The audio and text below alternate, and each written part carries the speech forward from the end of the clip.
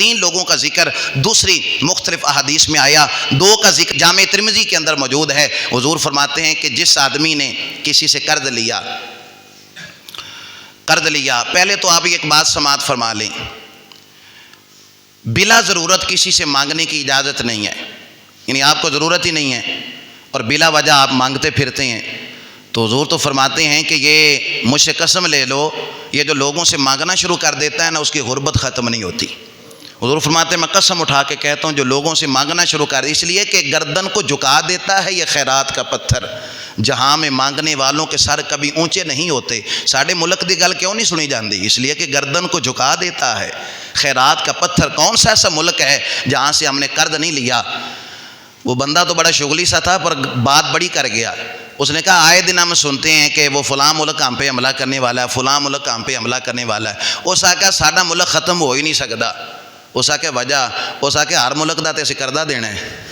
سانو ختم کر کے پیسے کتوں لیں گے،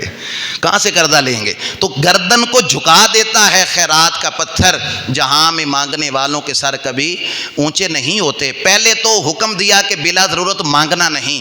اور پھر فرمایا کہ اگر کوئی مانگ لے، ضرورت پڑ گئی، مصیبت بن گئی، پریشانی بن گئی، معاشرے میں رہتے ہوئے لوگوں کی معاملات مد و جزر، تلک الایام نداولھا بین الناس، یہ دن ہے جو ہم لوگوں کے درمیان پھرتے، کسی کو ضرورت بن گئی، اللہ فرماتا ہے، حضور فرماتے ہیں کہ اگر تو اسے قرض دے دے گا نا، قرض اس نے لے لیا، اب 1 مہینے کا ٹائم طے ہوا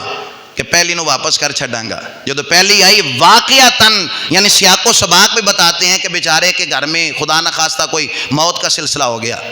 یا بیچارے کے کاروبار میں کوئی نقصان ہو گیا،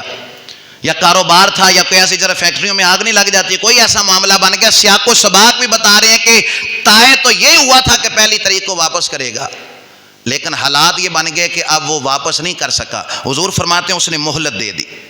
کہ یار جدوں تک تیرے کاروبار ذرا سیٹل نہیں نہ ہوندا ادوں تک تیرے مہلت مل گئی، لیکن کاروبار سیٹ ہی نہ ہوا، بیچارہ قرضوں کے بوجھ تلے دبتا گیا۔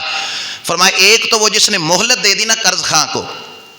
مقروض کو مہلت دے دی، اسے بھی عرش کا سایہ ملے گا، اور پھر اس کو بھی ملے گا جس نے دیکھا کہ یار اب اس میں طاقت ہی نہیں رہی پیسے واپس کرنے کی، اس نے ویسے ہی معاف کر دیا کہ یار میں اللہ کی رضا کے لیے معاف کر۔ یہ معاف کرنے والا یہ نامہ آدمی ہے، فرمایا اسے بھی اللہ اپنے عرش کا ٹھنڈا سایہ عطا کرے گا۔ ایک چیز یاد رکھیے گا، جس طرح قرض خواہ کو بتایا نا، قرض لینے والے کو کہا کہ بلا ضرورت نہیں مانگنا، جب وہ مانگے تو اسے دے دینا، اسی طرح مقروض کو بھی کہا، فرمایا جو پیسے ہونے کے باوجود ٹال مٹول کرتا رہے، سویرے آ جائیں، پرسوں آ جائیں، ترسوں آ جائیں، ہفتہ سال اس طرح کرتے کرتے وہ سالوں گزار دے، فرمایا پیسے ہونے کے باوجود جو ٹال مٹول کرتا ہے نا، پیسے واپس نہیں کرتا، فرمایا وہ ظالم ہے۔ ایک حدیث میں فرمایا وہ ظالم ہے، اور حضور نے کتنے لفظ بڑے ارشاد فرمائے، فرمایا شہید کا بھی ایک قطرہ زمین پہ نہیں گرتا خون کا، اللہ اس کی بخشش کر دیتا ہے، مگر اگر اس کے ذمہ قرض ہوگا تو اس کی معافی نہیں ہوگی، اس وقت تک اسے جنت میں جانے سے روک دیا جائے گا جب تک وہ اس کے پیسے واپس نہیں کرے گا۔ اور حضرت عائشہ کہتی ہیں حضور نا بڑی پناہ مانگتے تھے، اللہ میں قرض سے پناہ مانگتا ہوں، تیری بارگاہ میں قرض سے پناہ مانگتا ہوں۔ حضرت عائشہ کہتی ہیں میں نے پوچھا یا رسول اللہ آپ بڑی قرض سے پناہ مانگتے ہیں؟ فرمایا عائشہ اس لیے کہ جب بندہ قرض لے لیتا ہے نا پھر وہ قیدی ہو جاتا ہے، قرض خواہ مقروض جو ہوتا ہے وہ قیدی ہوتا ہے، پھر وہ 2 کام اس سے ضرور ہو جاتے ہیں، ایک تو وہ جھوٹ بھی بولتا ہے، پھر وعدہ خلافی بھی کرتا ہے۔ تو میں پناہ چاہتا ہوں کہ کسی سے قرض لوں، اس لیے کہ 2 کام پھر لازماً ہو جاتے ہیں، ایک کہ وہ جو مقروض ہوتا ہے پھر وہ جھوٹ بھی بولتا ہے، پھر ایک جھوٹ چھپانے کے لیے 100 جھوٹ بولنے پڑتے ہیں، پھر وہ وعدہ خلافی بھی کرتا ہے۔ اس لیے حضور فرمایا، اور نبی کریم علیہ السلام کے پاس جب کوئی جنازہ لایا جاتا حضور جنازہ پڑھا دیں، پہلا سوال ہی یہ کرتے تھے اے دے ذمے کو قرض تے نہیں؟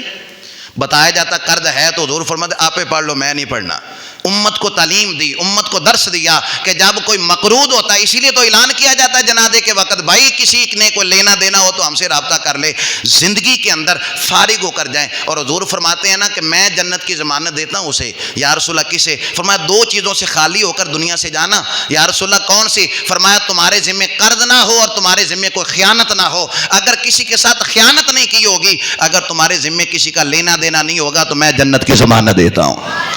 10واں آدمی فرمایا وہ جو شہید ہوتا ہے اللہ کی راہ میں، جس نے جان کی بھی پرواہ نہ کی اور اللہ کے راستے میں شہید ہو گیا، فرمایا قیامت کے دن اللہ اسے بھی اپنے عرش کا ٹھنڈا سایہ عطا کرے گا۔ ہمیشہ مدحت خیر الانام میں گزرے، دعا ہے یہ عمر درود